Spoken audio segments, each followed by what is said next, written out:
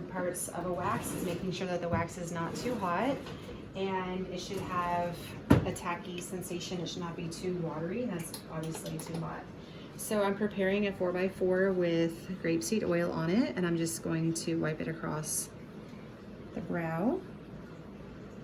Getting the product down here is very important because that's where the skin will have a tendency to lift if it was going to. You can use the part that doesn't have the product on it to wipe across again.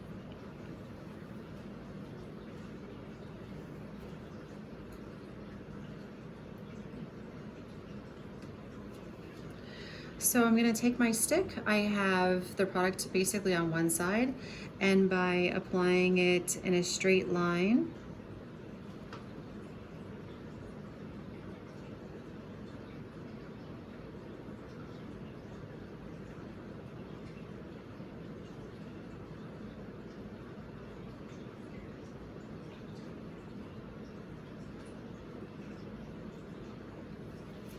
you got an even application there. I'm going to take this strip and apply it onto the brow, and you always want to lift and see that the actual brow hair from here isn't connected in, which it is not, so now we are good to go. So right there you can already see a very clean line, and there's just a few hairs in there, but the line is already much cleaner.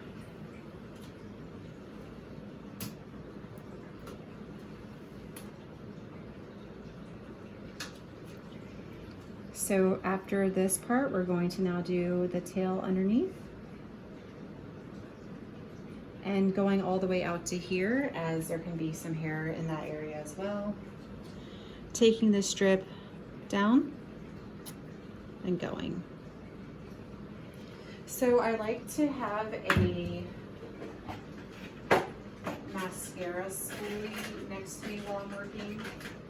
And what I do with this, so we're gonna have our scissor, our spoolie, and our tweezers are gonna be what we're using during our brow wax.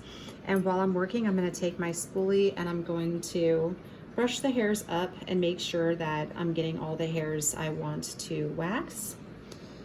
And then any hairs that are left over that the wax didn't pick up, I can take the tweezer and tweeze.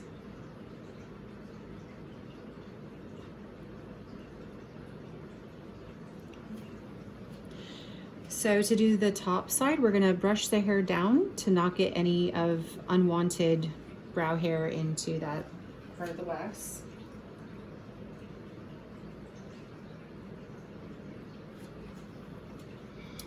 And I'm going to apply in a straight line again and not getting too close to the brow. I have leftover product here, so I'm going to go ahead and get this center area. She has this little breakout right here, so I'm gonna avoid putting wax directly over that, and I'll just tweeze any hairs that are on that spot, because waxing over it's gonna cause extra exfoliation. So with this strip, it's lined up directly with the brow hair. It is not like this. Having it like this is going to cause you to remove their brow by accident. So when you're on the underside, you can have it like this, and we're gonna be checking. And by placing this part directly in line with the brow, confirms that you're not taking off too much of their brow. If you can't see their brow, you don't know what part you're taking off, so you can make a mistake. And so now I'm gonna go ahead and get this part. Same goes for the center line. So if I was to apply wax on the center line and then I took my strip and went over like this, I could be accidentally taking off inward of her brow. But if I have this lined up exactly with where I want to take it off, there's no way I'm taking off wrong hair.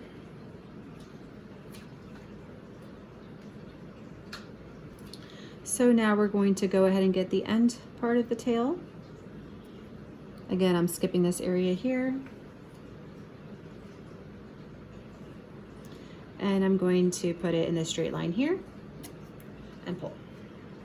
And you can see it's just a very fine amount of hair, but that you really couldn't see beforehand, but it just gives that really nice, clean look. And later we're going to do the brow trim.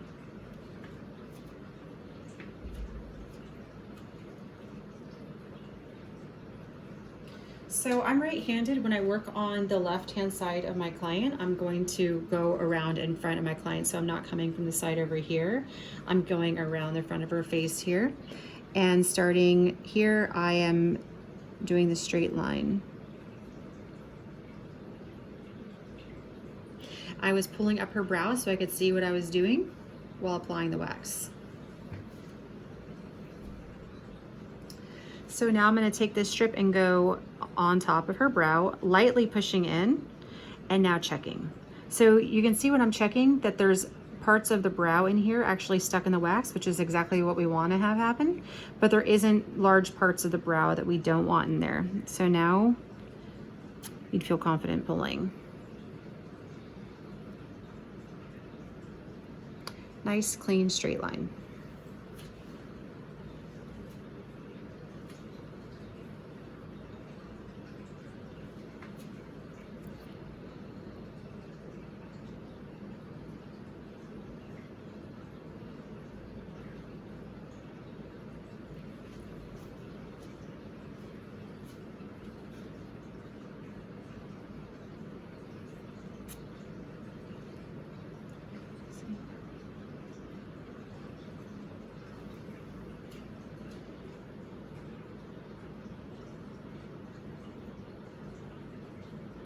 Whenever you're tweezing your client's brows, you want to make sure that you're holding their skin really tight. The last thing you want to do is accidentally pinch their skin, which obviously can happen.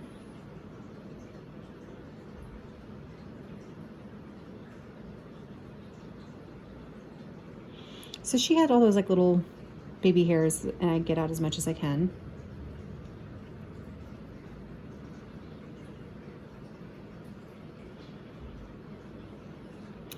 And so you can see I'm pulling up on the hair, and then with my tweezers, I'm going in at a straight and not at a point. So if you're going in with the point down like this is when you could pull on their skin, but if you go in at a straight level like this, you probably won't. So I like to hold the skin tight and then using the tweezer flat on her skin and not at a point. So now we're gonna brush the brow down and we're going to do across the top.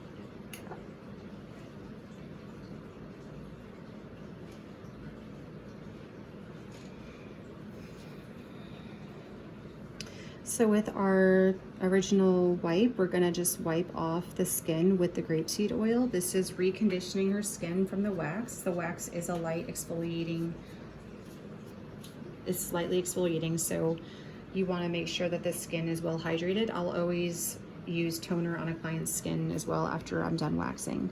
So next I'm going to trim the brow.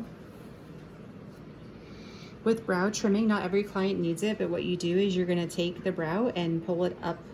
You pull it up and in the opposite direction of growth. So over here, we're gonna pull it up like this. You can see when I go like this, really most of the brows don't fall out of place, but if I go like this, there are some of those longer hairs that we will be trimming. And sometimes you're gonna actually push down to trim them. And that happens on a lot of like Asian clients where this part of the hair actually grows in a more downward way, and you're going to push the hair forward rather than upwards to trim those hairs, and that'll be present to you when you get one of those types of clients who hair grows like that.